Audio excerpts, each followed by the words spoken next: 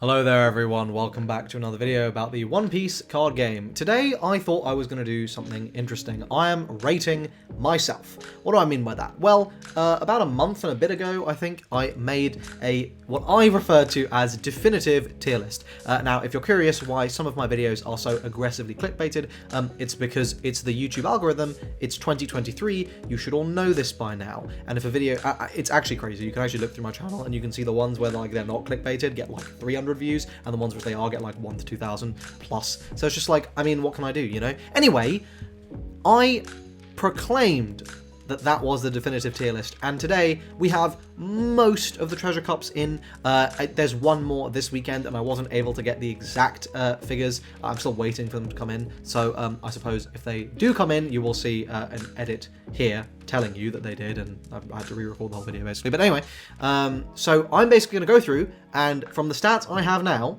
we're going to see how accurate was my prediction. Spoiler, pretty damn accurate, I'm not going to lie to you. Let's go ahead and have a look firstly at what I said in my tier list video. So here I've kind of just cropped into the bits that matter.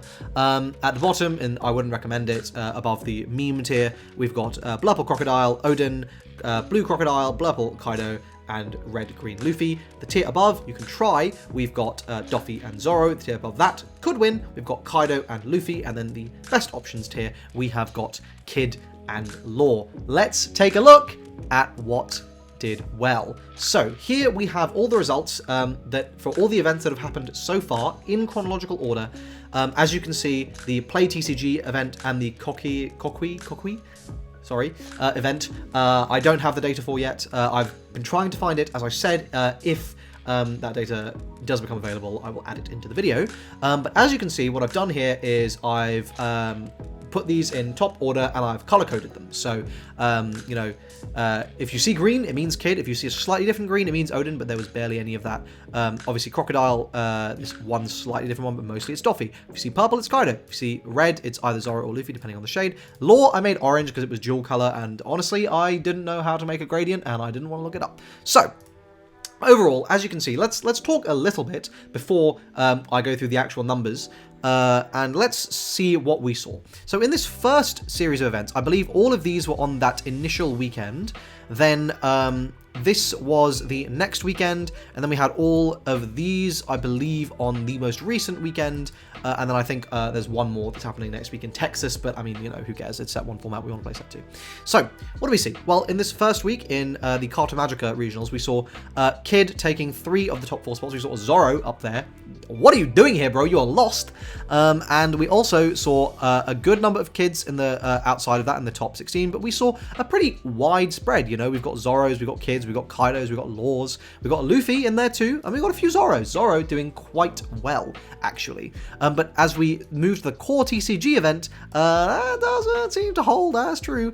We see Zoro doing absolutely nothing, but Luffy being absolutely everywhere. I mean, what is this? 1, 2, 3, 4, 5, 6 of the top 16 being Luffy's, which is more than there were kids in this Carta Magica one. We see 3 Doffys truly popping off in this regionals. We see a Law doing quite well, and we only see a few kids and 1 lowly Kaido.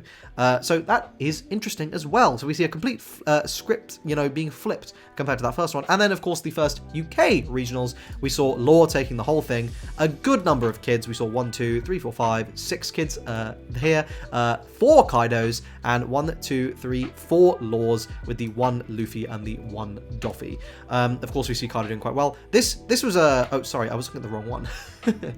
The wrong one. I think I'm looking at the right one mostly. 1, 2, 3, 4, 5, 6 kids. Yeah, 4 Laws, 4 Kaidos. Yeah, okay. Sorry, I was only looking at the wrong one. Anyway, so a top that you might expect. I think if you go off my tier list, right, here for the UK one, Law, Kid, Kaido, Kid. This is pretty much in line with what I was saying. And again, with the Carta Magica one, you know, Kid, Zoro. Again, you know, Zoro, I was like, you can try. Well, indeed, that person tried, and they succeeded. This one was kind of crazy to me, and there's another one which we're going to talk about, but yeah, I mean, anyway. Then we move a little bit forward, and we go down under, and these guys are moving kind of crazy. I'm not gonna lie to you. We see 3 Doffys in the top 3. I mean, 2. There's obviously 3 here, so I don't know what was happening in these 2 regionals, bro. In the Let's Play Games one and the Core TCG one, bro, these guys are wilding. Anyway, but we see we see Law take the whole thing, another Law, a Kaido, so I mean, I can't even imagine how stressful that top cut was, and of course a Doffy, who was never getting further than that top 4 with those matchups. And then we see a Doffy, a Kaido, a Kid, and a Luffy, and we see a lot of very diverse lists in that section of the top 16 that got absolutely blasted out. 2 Kids, a Zoro, an Odin, a Crocodile, a Law, a Luffy, and a Doffy. God damn, that is diverse. But as we move forward, I believe actually, so these were, I believe, actually all that first weekend. This was all on the weekend of the 4th, I believe. Then we go 1 week forward, and oh man, we get... People figured shit out quick, right? Look at this. It's all Kid. 1, 2, 3, 4, 5, 6, 7, 8, 9. Oops. All Kids. 9 out of 16 Kids. A Law, 2 Laws, 2 Luffys, 2 Kaidos, and 1 Doffy, who somehow snuck in there. We don't know how he ended up there. But yeah, as you can see, a complete reversal here in terms of what was doing well. And I believe at this event there was a lot of Kid as well. It was like 50% of the event anyway. But... you know, a lot of players doesn't necessarily mean a lot in the top cut. I mean, Kid, you kind of have to be a good player to do well with Kids, so clearly these guys all were. And of course, the European raid and trade, even crazier. I mean, this is 1, 2, 3, 4, 5, 6, 10, 10 Kids in the top cut. The entire top 4 being Kids is hilarious, to be honest. 1 Kaido, who, I mean, he knew his luck had run out, same with this guy, and a couple of Luffys, and the Law. So, overall, obviously, if you look at this, you think, okay, well, it's quite diverse, but actually, as we move further on in time, it really does start to sort of, you know, stabilize and crystallize towards, hey, Kid is kind of the best deck, which is what we were all saying. If you'd been testing the format, if you're a good player, you were kind of saying Kid was the best deck for a while, so, you know, confirmation bias. Let's take a look at the stats here. So, what do we see? Well, so far, we see, in terms of the winners, 3 Kid, 2 Law, and 1 Luffy. Pretty much bang on expectations. 1 could win, and then the probably best options, seeing the vast majority of wins. But if we look at the tops, once again, I'm pretty much bang on. Kid, 36, overwhelming. Law, 14. Luffy, 15. Kaido, 15. These top 4 decks here, accounting for, what is that, 50, 80. 80 of the top 16s, of which there are 1, 2, 3, 4, 5, 6 events, which is 96. So 80 out of the 96 tops being these top 4 decks, as I said here in my meta-analysis. As we go down, we see Zoro and Doffy taking up another 14 of those, which of course isn't that you can try, and the I wouldn't recommend it. Thanks to Australia only, somehow showing some results. Guys, can someone explain to me what is going on in Australia? Like, it actually makes no sense. Like, I don't understand your format, but you know what? You guys do you. I'm happy for you. Have fun. So, overall, don't know why I panned back that camera. Overall, I would say I was pretty much bang on. I'm not going to lie. I'm going to pat myself on the back here.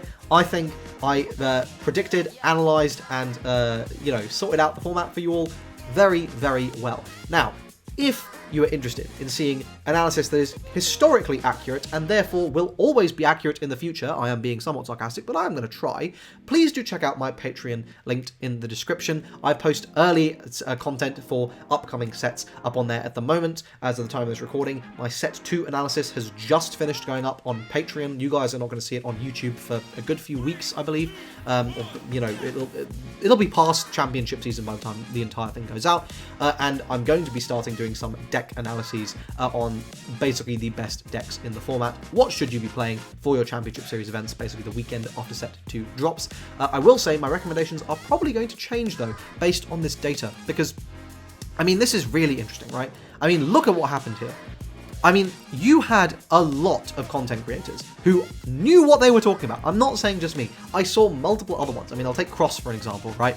As much as he and I shit on each other, fundamentally, you know, the guy's not that bad at card games. And he would have said the same thing as me, right? Oh, you want one of the best decks? Kid, Law. It's not difficult. But you can see here that it was a diverse first weekend. People kind of were playing anything they wanted and seeing some success. It only really took until the end for the format to kind of end up in its final state. So you know, I think there's going to be a great deal of understanding your, you know, regional format, because, you know, what flies in America in those first few weeks. What's the American player's tendency to play is going to be different to what's the European player's tendency to play. It's going to be different to whatever the fuck is going on in Australia. I mean, seriously, what are they up to? So, if you're interested in seeing that part of the analysis as well, something I will be needing to factor in, please do check out the Patreon. If you enjoyed this video, please do like the video, subscribe to the channel for more One Piece card game content. 70% of you are not subscribed. This is ridiculous. This is unacceptable behavior. I want that number down to like 0. So please do hit that button so I can make a real change. Thanks for watching this video, and I hope to see you in the next one. Cheers.